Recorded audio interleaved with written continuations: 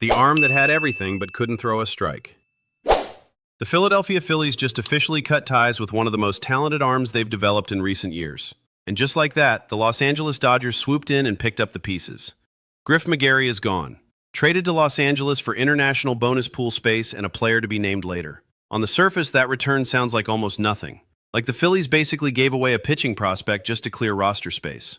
But here's the thing. The real story here isn't the transaction itself. It's not about the dollars or the minor league depth pieces shuffling between organizations.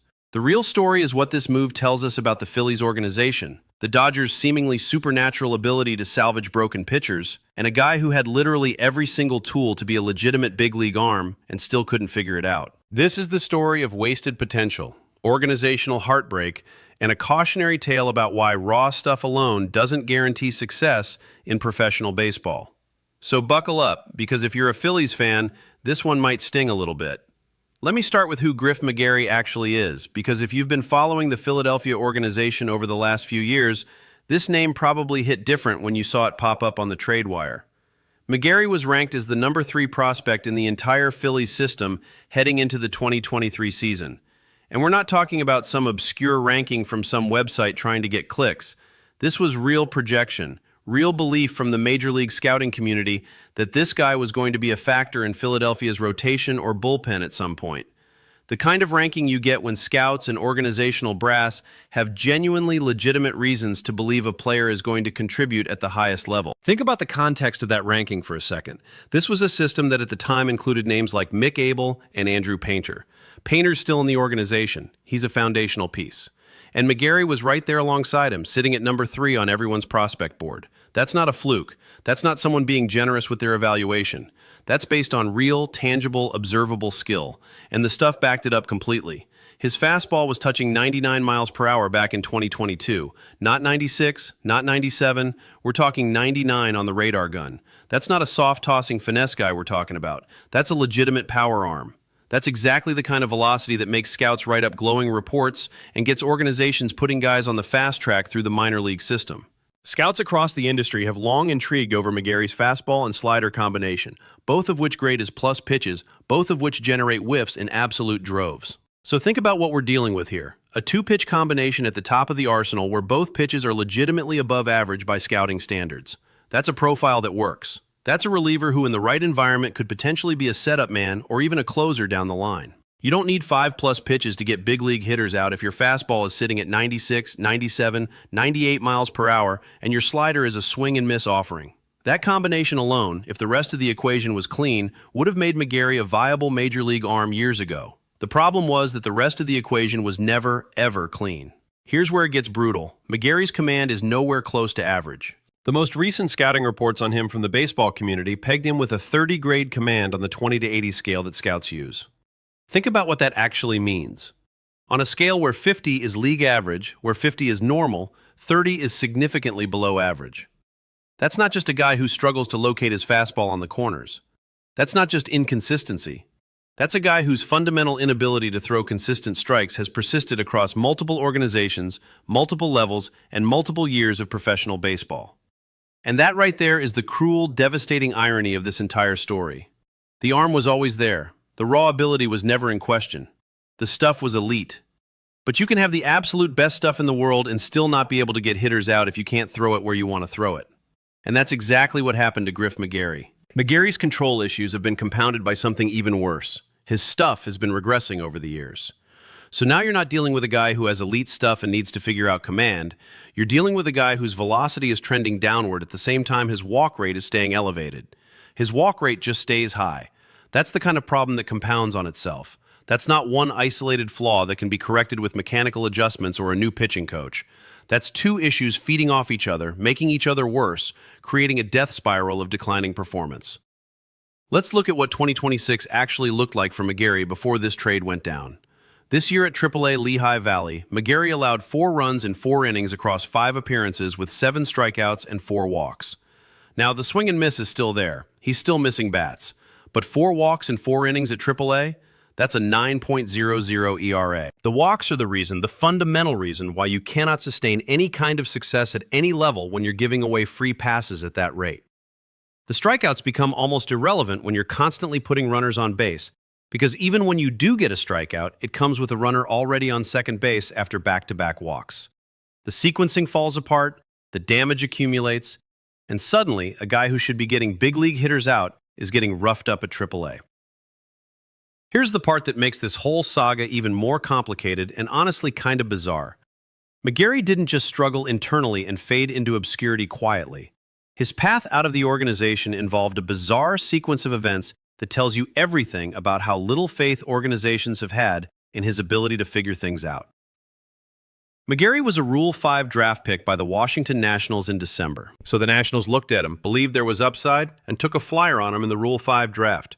That's generally a good sign. It means another organization thinks there's something there.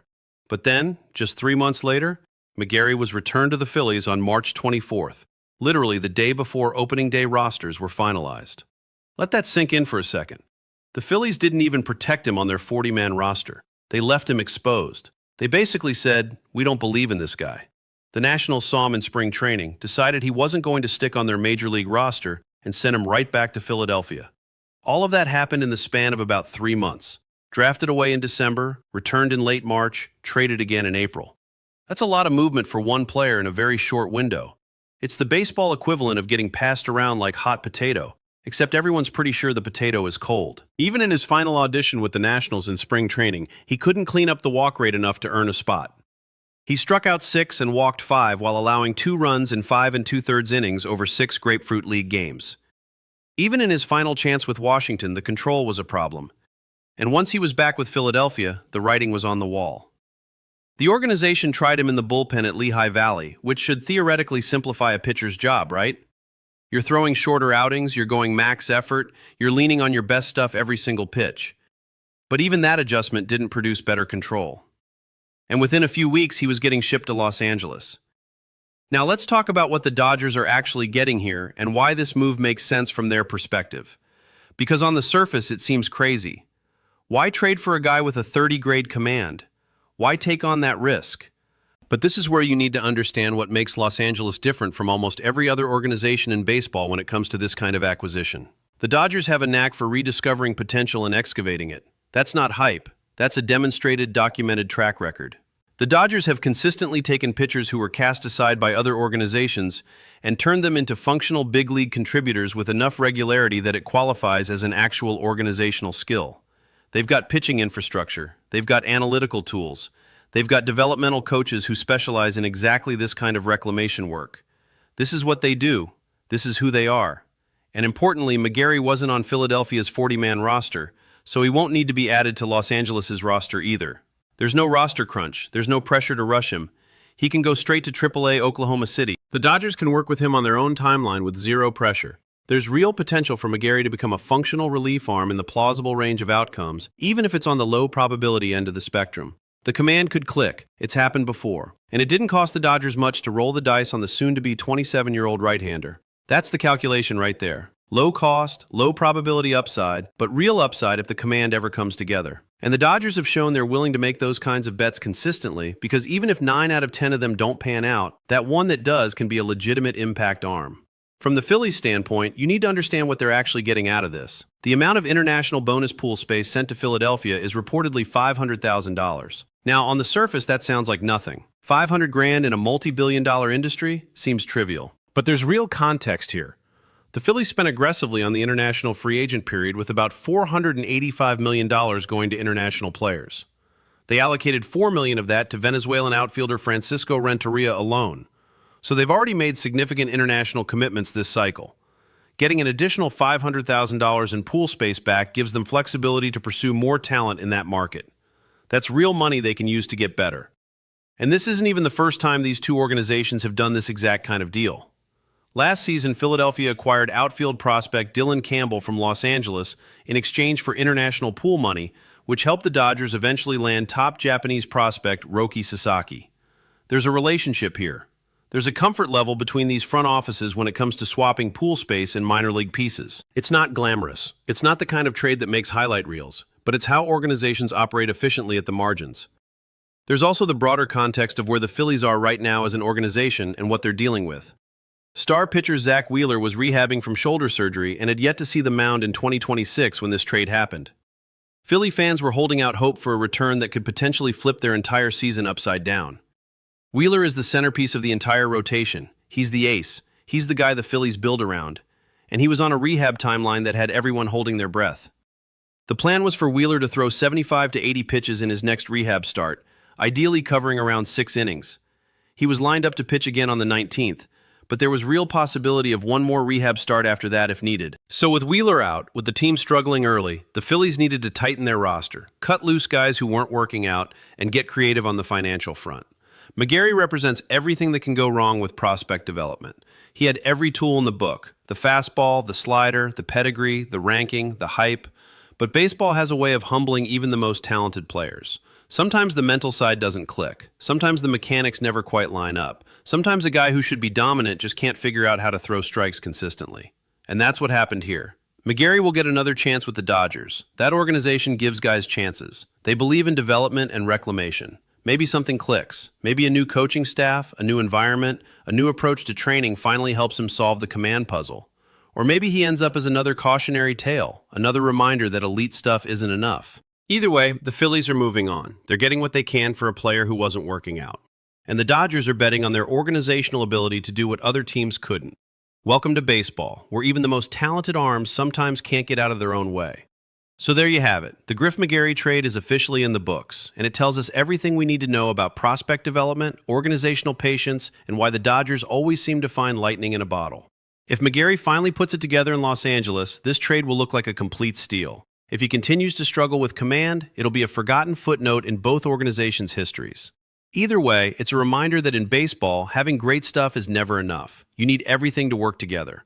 And sometimes, no matter how hard you try, it just doesn't happen.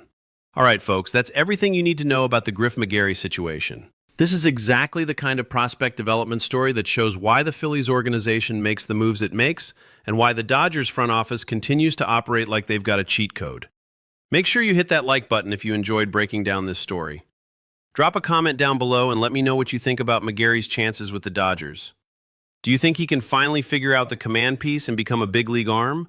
Or is this just another swing and a miss? And most importantly, don't forget to subscribe to the channel so you don't miss a single moment of Phillies news, updates, and analysis. We cover everything from the trade wire to spring training to deep postseason breakdowns. Every single upload is designed to keep you ahead of the curve on everything happening with your Philadelphia Phillies. Subscribe right now and let's build this community together. Thanks for watching, and we'll see you on the next one.